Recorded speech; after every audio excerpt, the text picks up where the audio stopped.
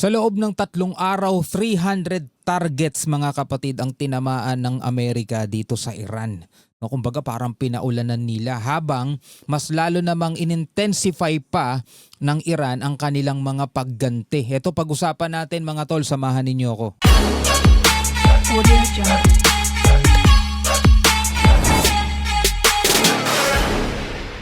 So itong balitang panonoorin natin ay mula rito sa WION. Ito'y Indian-based news mga tol. Ito'y hindi pro-US Hindi rin naman sila, hindi ko alam kung pro-Iran sila mga tol. Pero dito makikita natin hindi sila magiging bias sa Amerika. Pero ang sabi rito sa report, the United States attacked Iran early on Sunday morning over an Iranian strike on a vessel in the Strait of Hormuz that set the container ship ablaze and forced its crew to abandon it. So may inatake kasi etong Iran dito sa Strait of Hormuz again. Kaya ang nangyari mga tol, sa 3 sunod na gabi, nagpaulan ng Amerika dito sa Iran na nasa 300 na po, sabi rito sa report, ang tinamaan. So ito pag-usapan natin, samahan ninyo ako. Strait of Hormuz has been the biggest flashpoint between Iran and the United States. Washington wants Iran to open the strategic waterway. No tolls, no restrictions, and no warnings. Ito pasensya na sa mga pro-Iran. No, hindi naman ako pro-US Ay, nakikibalita lang tayo. Pero sana kasi hindi nagiging marahas itong IRGC sa mga dumadaang barko dyan. Kung sa tingin nila hindi karapat dapat dumaan na barko, hindi option yung pasasabugin agad nila. Hindi option yung gagamitan agad nila ng dahas. Tapos sasabihin nilang dapat walang lumalabag sa ceasefire. Sila nga yung unang nagpaputok 'Di ba? Pinuntiryan nila yung mga inosenteng barko na hindi naman kasali sa gera o hindi naman nila kaaway. Kung hindi nila gustong dumadaan yun doon, pwede naman sanang hinuli na lang nila, kinumpis ka nila. Kaya nila, military sila Kaso ang naging option nila mga tol, o ang mas pinili nilang daan is maging marahas, at yun nga ang bunga ngayon nito. O yun yung naging dahilan kung bakit ngayon ay nagbabakbakan muli sila ng Amerika. Tuloy natin. On the other hand, Iran has refused to let go of its administrative control over the strait. Now, the contention over Hormuz has now triggered a fresh wave of confrontation between the United States and Iran. The American forces have launched third wave of attacks targeting Iran at 3:45 a.m. Iran local time. Third wave.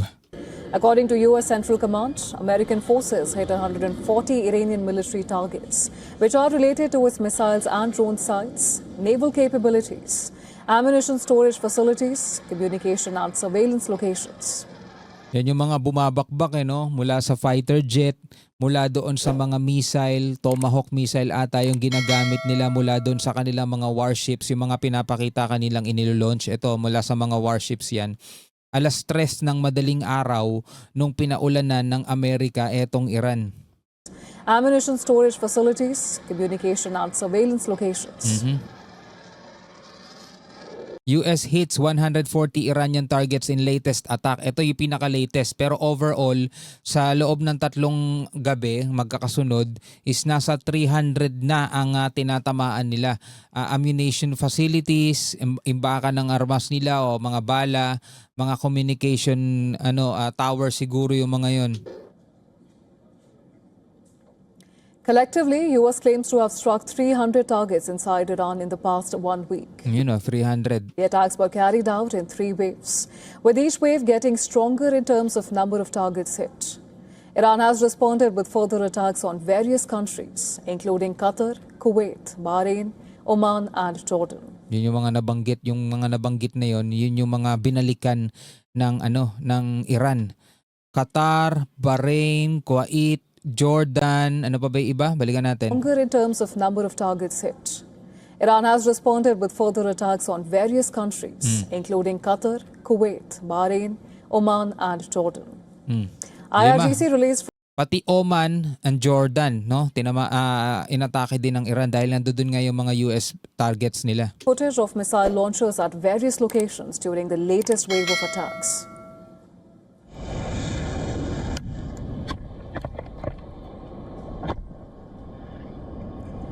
Now, it claimed to have hit Patriot missile systems in Kuwait, an early warning antenna in Qatar, U.S. military fuel depots in Bahrain, and ballistic missiles directed at U.S. bases in Jordan, such as Azraq and Muwafaq Salti.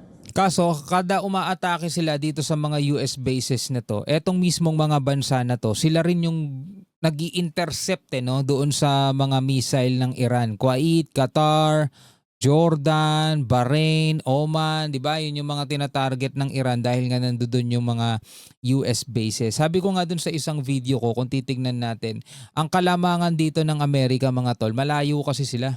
Hindi talaga sila totally directly tawag dito apektado ng mga bombahan. Ang tinatamaan lang sa kanila is yung mga military base nila, US base, which is kayang-kaya nilang i-repair di ba? Pero dito sa Iran kasi, pwedeng targetin mismo ng Iran yung ng Amerika yung mga bridge, mga railways, 'di ba? Yung mga daanan, which is magiging apektado sila pagdating sa kanilang communication din, sa mga transportation, 'di ba? Now, the back and forth began on the 6th of July when Iran struck 3 commercial vessels in the Strait of Hormuz. U.S. responded by hitting 80 Iranian targets on the 7th of July. During the intervening night of 7th and 8th of July, U.S. Central Command claimed to have hit 90 Iranian targets. Dami. So far, U.S. has attacked coastal locations of Iran, and these targets were located in Bushehr, Hormozgan, Sistan, Balochistan, and Golistan provinces. So 5 tong binanggit nila pero sabi nasa 300 na target daw ang tinamaan. Pero dito siguro sa 5 location na to, may mga target sila dyan na mga tinamaan nila. Basta overall ang sinasabi is nasa 300. Well, Iran's response has followed a similar pattern. It has claimed strikes on U.S. facilities in the Gulf nations, including hosts of U.S. bases in Bahrain, Kuwait, and the UAE.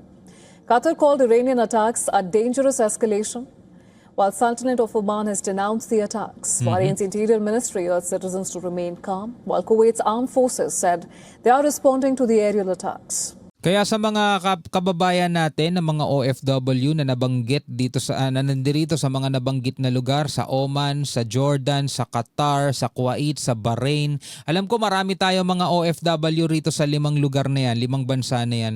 Sana ay nasa maayos kayong kalagayan, sumunod lang kayo sa mga anunsyo, sa mga sinasabi ng mga otoridad dyan. Sana ay nasa mabuti kayong kalagayan. Malamang nag-aalala rin sa inyo yung inyong mga kamag-anak dito sa Pilipinas.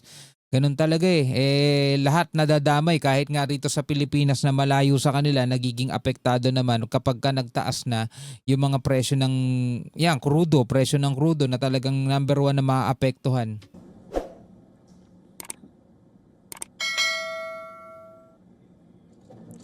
Hardliners within Iran have been speaking openly against any negotiations with the United States. Ano sabi?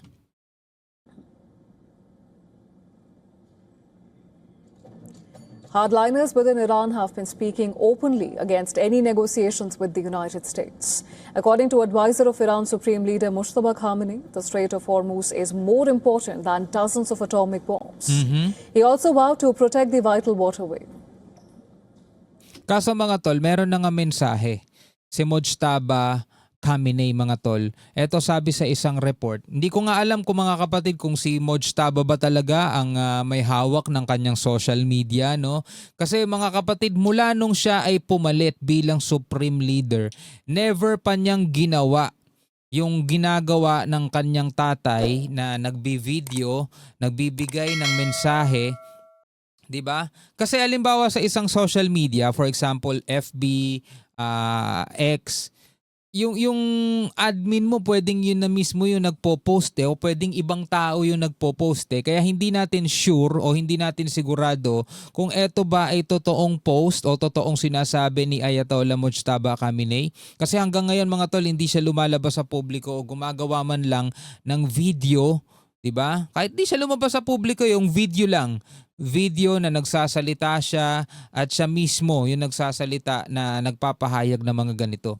Kasi kahit sabihin ng Iran na open sila sa negosasyon, pero ang sinasabi rito ni Mujtaba mga tol, tapos na.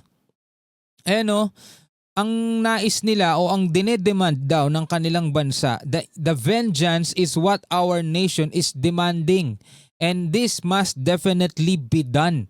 Dapat daw maisagawa nila yon. So para saan pa yung negosasyon kung eto talaga yung kanilang gustong mangyari? 'Diba? So dito pa lang tapos na 'to eh. Kumbaga wala na talaga tayong maaasahang negosasyon din kasi ayaw na rin ata nila makipagnegosasyon eh. US versus Iran MOU violations Iran claims. Iran US revocation of oil sanctions waiver, Israeli actions in Lebanon, broader US strikes on Iran. So eto daw yung mga nilabag ng Amerika dito sa MOU na to. claims the U.S. violated the June 2026 Memorandum of Understanding by revoking the temporary oil sanctions waiver shortly Eto, nirevoke lang naman to ng US nung nagsisimula na silang magbakbakan ulit. Israeli actions in Lebanon dahil nandirito pa rin yung Hezbollah. Katulad lang din yan ng ginagawa ng Iran sa 5 bansang binanggit natin kanina, Oman, Jordan, Qatar, Kuwait, Bahrain. Dahil nandoon yung mga US base, inaatake sila ng Iran. So ganun din yun, dahil nandirito yung Hezbollah sa Lebanon, inaatake rin sila ng Israel. Broader US strikes on Iran. after it was issued. It is a Pero dapat talaga hindi nila kasi pinupuntirya yung mga barko eh. Ako palagay ko kasi doon talaga nagsisimula eh. No? Doon talaga nagsimula ang lahat nun eh. Pero ang tanong, may karapatan nga ba ang Amerika na manghimasok sa kung anong ginagawa ng Iran dito sa Strait of Hormuz? Ano sa tingin ninyo? Pwede kayo magbigay ng inyong sariling reaction, commentary, opinion sa comment section sa ibaba. Ito para patas lang tayo ha. Ulitin ko ulit, sa napakaraming pagkakataon sinasabi ko sa inyo, hindi ako pro-US, hindi ako pro-Iran, hindi ako pumapanig sa kahit na sino man sa kanila, tayo'y nakikibalita lang. Kasi kahit na sino sa kanila ang tama o mali, mga tol, iisa lang din ang epekto niyan sa atin. Pare-pareho tayong nadadamay. Anyway, hanggang sa muli mga tol, peace out.